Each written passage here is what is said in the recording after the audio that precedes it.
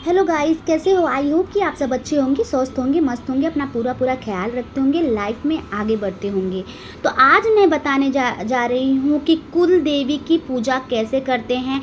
जिन लोगों को कुल देवी का, अपने कुल देवी का नहीं पता है, वो कैसे पूजा करें। देखिए, हमारे लाइफ में कुल देवी का बहुत ही महत्व होता है। पहले अगर हम घर में किसी भी भगवान का पूजा करते हैं तो उससे पहले अपने कुल की देवी देवताओं का पूजा करना बहुत ही महत्व होता है। अगर आप अपने घर की देवी देवताओं का पूजा करते हो तो उसमें कुल देवी का भी पूजा करना चाहिए। कुल देवी सबसे पहले रखा जाता है, कुल देवी का, फिर उसके बाद सारी देवी देवताओं को रखा जाता है। अगर आपके एग्जाम्पल के लिए मैं आप लोगों को बता दूं कि अगर आप आपके घर के माता पिता का सेवा नहीं करते हो और दूसरे माता पिता का सेवा करते हो तो क्या आपकी वो जो जिसकी आप सेवा कर रहे हो वो चाहेंगे कि ये मेरा सेवा कर रहा है और अपने माता पिता का सेवा नहीं कर रहा है, कैसा होगा? क्या उनके माता पिता रुष्ट नहीं होंगे? उनके खुद के माता पिता भी रुष्ट होंगे, उनसे गुस्सा होंगे, या उनके मन में ये होगा कि देखो दूसरों की माता पिता का सेवा कर रहा है, मेरा नहीं। तो ऐसे ही अपने घर की कुल देवी देवता होते हैं, वो हमारे माता पिता ही होते हैं, जो हमारे पूर्वज शुरू से पूजते आ रहे हैं। उनको हमारे पीढ़ी दर पीढ़ी चलता ही रहता है वो पूजा, उनको वो पूजा करना ही चाहिए। कुल देवी देवता का पूजा ज़रूर करना चाहिए। देखो, आजकल की लाइफ स्टाइल ऐसी हो गई है कि लोग सिटी में रहने लगे हैं। कुछ लोगों को तो ऐसा भी है कि अपने कुल देवी देवता का तो बिल्कुल पता ही नहीं है। वो अपने घर में कुल देवी देवता का पूजा करते नहीं है, या साल में कुल देवी देवता का गांव में जाके पूजा दिया जाता है, वो भी नहीं करते हैं वो लोग। तो मैं बता दूं, ऐसे लोगों के घर में डिप्रेशन, झगड़े, लड़ाई, पैसे की तंगी, ये जो बाहरी हवा बयार जो तंत्र मंत्र क्रिया की जाती है ना, वो उन्हीं की वजह से आ जाता है। और जिनके घर में कुल देवी की पूजा पाठ की जाती है ना, उनके घर में पहले तो किसी तरह की विपत्ति नहीं आएगी, किसी तरह की किसी के घर में तंत्र की क्रिया वगैरह, ये जो हवा बयार होता है वो घुस नहीं पाता है। क्योंकि जो कुल देवी देवता होते हैं ना, वो हमारे सर के छत्र छाया होते हैं। वो जैसे हमारे घर में एक हमारे बड़े होते हैं, हमें अपने छत्र छाया में रखे रहते हैं, वैसे हमारे घर के कुल देवी देवता होते हैं। हाँ, तो वो हमें अपने किसी भी तकलीफ दुख से हमें बचाते हैं। तो इसलिए अगर आप उनकी पूजा पाठ करते हो, तो उन सब चीज़ों को वो रोक देते हैं, बाहर से ही भगा देते हैं।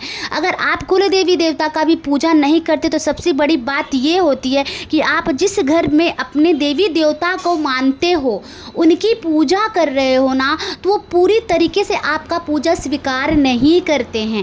ऐसे तो आपके मन की भावनाओं को देख के वो पूजा लेंगे, लेकिन पूरी तरीके से पूजा आपका उन तक नहीं पहुंच पाता है। क्योंकि सबसे बड़ी बात मैंने आपको बोला ना, अगर आप अपने माँ बाप का पूजा नहीं कर रहे हो, सेवा नहीं कर रहे हो, और दूसरी का सेवा कर रहे हो, तो क्या जिन माँ बाप का आप दूसरे लोगों का सेवा कर रहे हो, क्या वो माँ बाप खुश होंगे? आप सेवा कर रहे हो, ठीक है, आपकी सेवा से खुश रहेंगे, लेकिन उनके मन में आता है ना कहीं कहीं कि देखो वही मेरा सेवा कर रहा है, अपने खुद के माँ बाप का सेवा नहीं कर रहा है।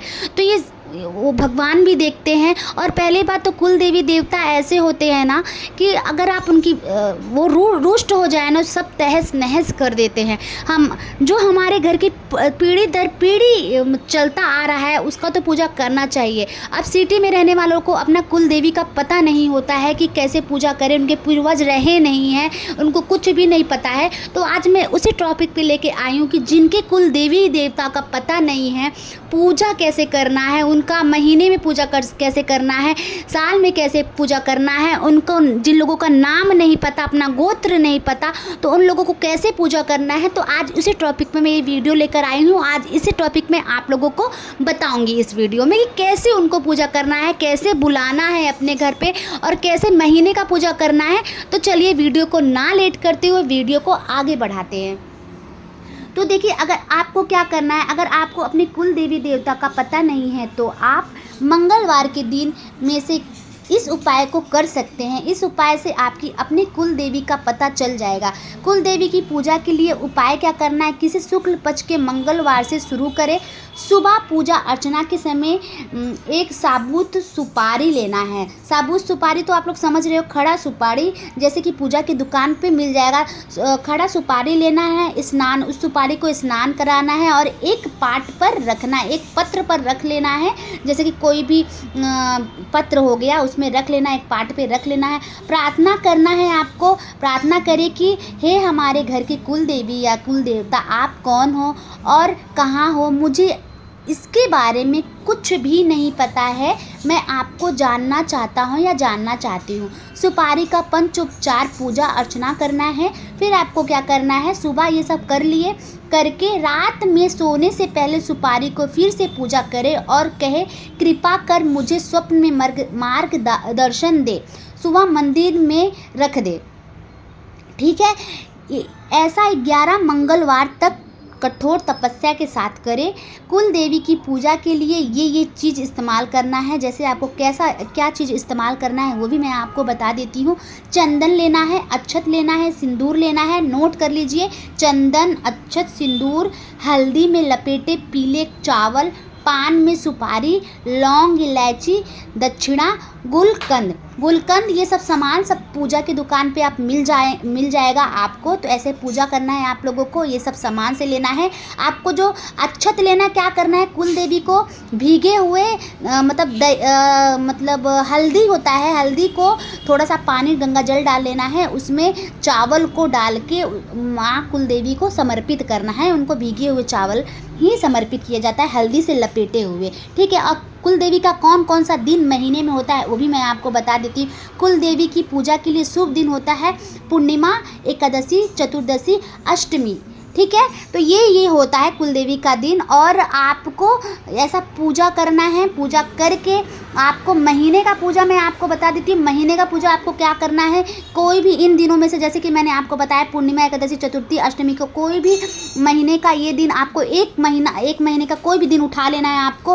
और ये जो एक महीना इस बार उठाओगे ना, वो आपका महीने दर महीने चलेगा। वैसे आप अष्टमी को पूजा वगैरह माँ कुल देवी का करना ही है, लेकिन मैं तो देखो पूर्णिमा के दिन करती हूँ अपनी कुल देवी का पूजा।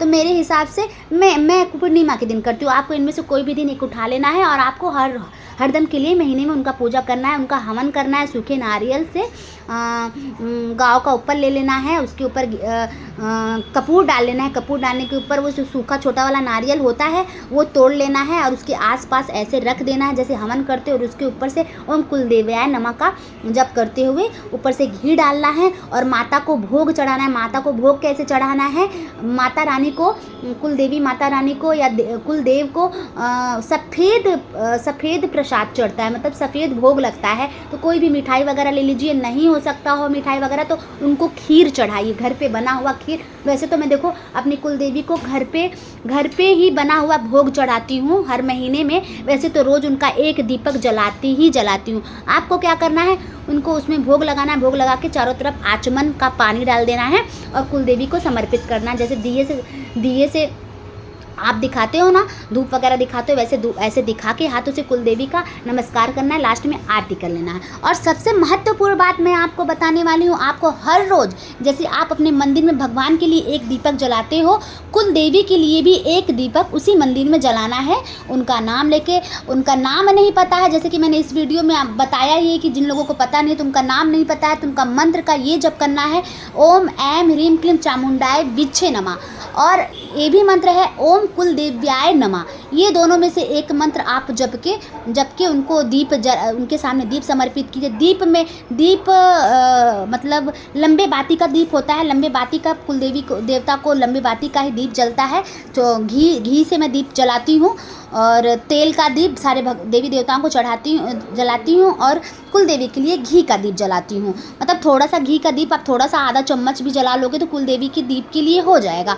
तो ऐसा मैं करती हूँ हर रोज़। जैसे मंदिर में दीप जलाती हूँ, कुल देवी के लिए एक दीप जलाती हूँ, क्योंकि वो आपके घर के सदस्य हैं। तो आप अपने घर के सदस्य के लिए सारे भगवान के लिए दीप जला रहे हो, एक दीप दान कर रहे हो, तो कुल देवी को भी एक दीप हर रोज़ आपको जलाना है।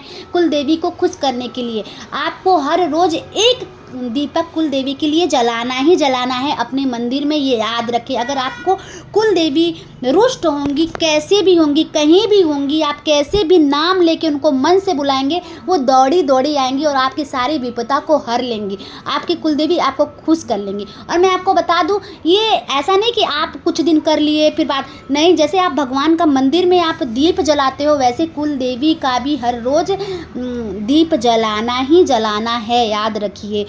तभी कुल देवी हमारे घर की छत्र छाया बनी रहेंगी, हमारे घर आंगन में चमकती रहेंगी। और ज़्यादा देखो ऐसे घरों में देखा जाता है कि किसी किसी के घर में तो कुल देवी रुष्ट होती हैं, तो उनके घर में उनके घर का कुल मतलब उनके घर का कुल नहीं होता है।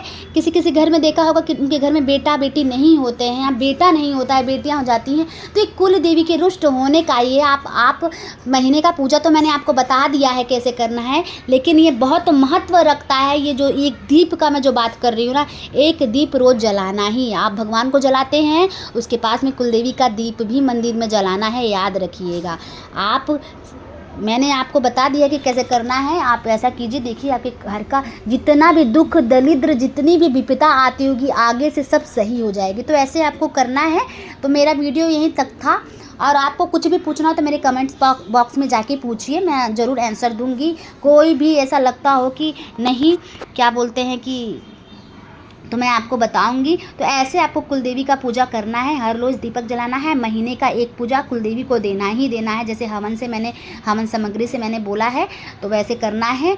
तो तब तक के लिए मैं चलती हूँ। स्वस्थ रहिए, मस्त रहिए, अपना पूरा ख्याल रखिए, और मेरे चैनल को सब्सक्राइब कीजिए ताकि मेरा नया नोटिफिकेशन यानी कि मेरा नया वीडियो जो भी वीडियो डालती हूँ आप तक जल्दी पहुँच सके। और मेरे वीडियो को ज़्यादा से ज़्यादा शेयर कीजिए, लोगों तक पहुंचाए, जिन लोगों को नहीं पता अपने कुलदेवी के बारे में। मैं आशा